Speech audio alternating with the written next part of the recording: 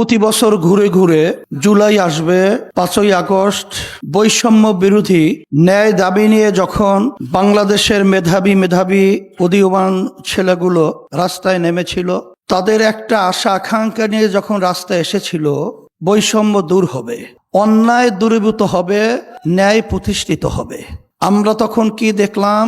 পাখির মতো এই বাংলাদেশের যারা নাকি দায়িত্ব পালন করেছিল প্রশাসন এবং যারা দেশ পরিচালনা করেছিল, তাদের নির্দেশে আমাদের বাংলাদেশের মানুষগুলোকে, আমাদের উদীয়মান ভবিষ্যৎ প্রজন্ম সন্তানগুলোকে, আমাদের হাফেজ আলেম ছেলেদেরকে, বিভিন্ন পর্যায়ের ছোট বাচ্চাদেরকেও তারা এই নির্মম হত্যাযজ্ঞ থেকে তারা কিন্তু ফেরে নাই।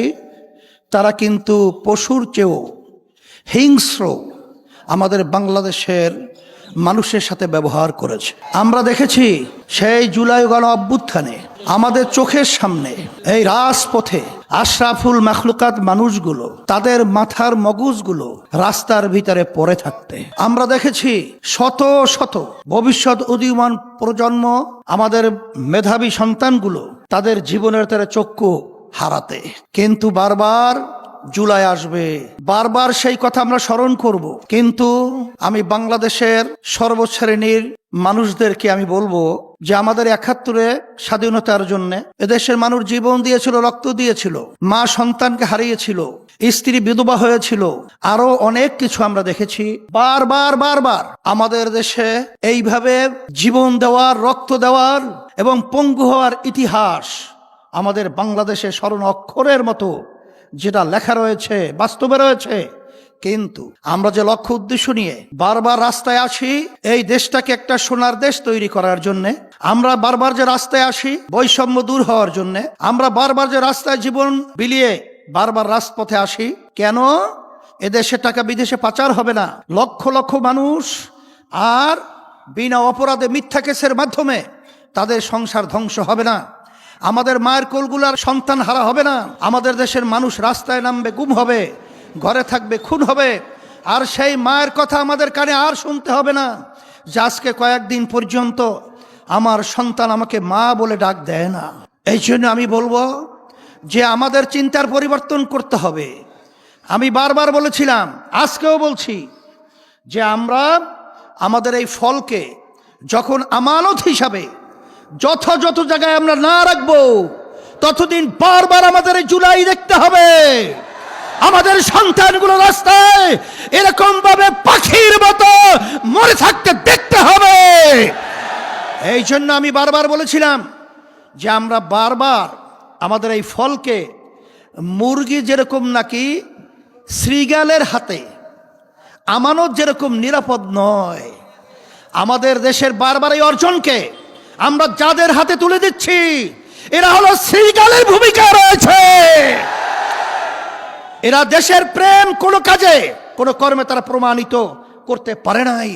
আমরা আপনারা সকলকে বলবো, আমরা বারবার বিএনপি, আওয়ামী লীগ, জাতীয় পার্টি সহ অন্য মানবরচিত গণতন্ত্র, মানবরচিত তন্ত্রমন্ত্রের মাধ্যমে আমরা দেশ পরিচালিত হতে দেখেছি। এই নীতি আদর্শের মাধ্যমে নতুনভাবে আমাদের দেশ সুন্দর হবে, এটা আশা করা সম্পূর্ণ একটা, আমি বলবো, বোকার স্বর্গে বাস করার মতোই। এই জন্য আমাদের দেশে 92% জন আমাদের মুসলমান বসবাস করে। আজকে ইসলাম শব্দের অর্থ শান্তি। আমাদেরকে বিজাতিরা ইসলাম বিদ্বেষী চক্র বারবার এই ইসলামকে বিতর্কিত করার জন্যে, আমাদেরকে ভয় দেখাবার জন্যে, এই সুন্দর নীতি আদর্শকে বিতর্ক করার জন্যে বারবার আমাদের দেশের ভিতরে বিভিন্ন পরিকল্পনা নিয়ে কাজ করা হচ্ছে। না, ইসলাম এমন এক নীতি আদর্শ, যেই নীতি আদর্শের মাধ্যমে একটা পিঁপড়ার পর্যন্ত তার স্বাধীনতার নিশ্চয়তার ক্রান্তি রয়েছে।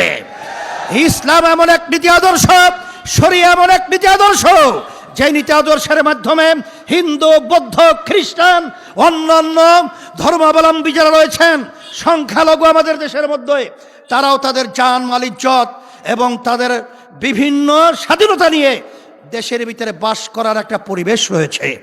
এই জন্য আসেন আমরা এই 5ই আগস্ট গণ অভ্যুত্থানের পরে যে আমাদের সম্ভাবনাময় একটা পরিবেশ তৈরি হয়েছিল, এই যে সমঝোতা করেছিলাম, তার নায়ক আমরাই ছিলাম। কিন্তু দেখা যায় যে কিছু স্বার্থান্বেষী মহল, কিছু লোভীরা যখন দেখলো পরিবেশ তৈরি হয়েছে, তখন তারা ক্ষমতার লোভকে অগ্রাধিকার দিয়ে দেশকে, মানুষকে তারা পাত্তা না দিয়ে বিদেশিদের সেই আবার গোলামের জিঞ্জিরের মধ্যে আবদ্ধ হওয়ার জন্যে যখন তারা সিদ্ধান্ত গ্রহণ করেছিল, তখন ইসলামী আন্দোলন বাংলাদেশ, আমরা দেশ, ইসলাম এবং মানবতা রক্ষার জন্যে আমরা তখন এই ক্ষমতার দ্বার প্রান্ত থেকে আমরা আবার ইসলামের পক্ষে, শরিয়ার পক্ষে, মানবতার পক্ষে, দেশের পক্ষে আমরা ভিন্ন হয়ে আমরা বাক্স দিয়েছিলাম। আজকে বাংলাদেশের ভিতরে দেখেন যে আজকে বিরোধী দল রয়েছে, সরকার রয়েছে, কিন্তু আমাদের যে জীবনগুলো দিয়েছিলাম যে উদ্দেশ্যে, রক্ত দিয়েছিলাম যে উদ্দেশ্যে, চক্ষু হারিয়েছিলাম যে উদ্দেশ্যে, সব পায়ের নিচে পদদলিত হলো। এই জন্য আসেন আমি সর্বশ্রেণীর, সর্বমহলের আমার সাংবাদিক বন্ধু সহ, প্রশাসন বন্ধু সহ সকলকে আমি উদাত্ত আহ্বান জানাবো। আসেন আমরা সবাই একত্রিত হয়ে আমরা দেশকে ভালোবাসি, ইমানের একটা অংশ, ব্যক্তি স্বার্থ, চুরি দুর্নীতি বাদ দেন। এই সম্পদ নিয়ে আর কি করবেন, আর কত লাগবে, আর কত দরকার? আসেন আসেন, সেই রক্তকে ভুলেন না, আজকে সেই সন্তানদের হাজুরি ভুলেন না, আজকে সেই মায়ের আর্তনাদ ভুলেন না।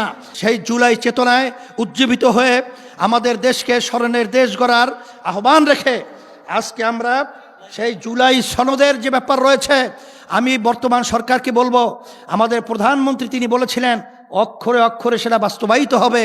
কই আমরা লক্ষণ দেখছি না, বরঞ্চ আজকে বিভিন্ন ছাত্র হলে, বিভিন্ন জায়গায় যে বিশৃঙ্খলা পরিবেশ দেখেছি, এইটা কিন্তু এই জুলাইয়ের ফসল না, এটাকে আপনারা পরিবর্তন করবেন।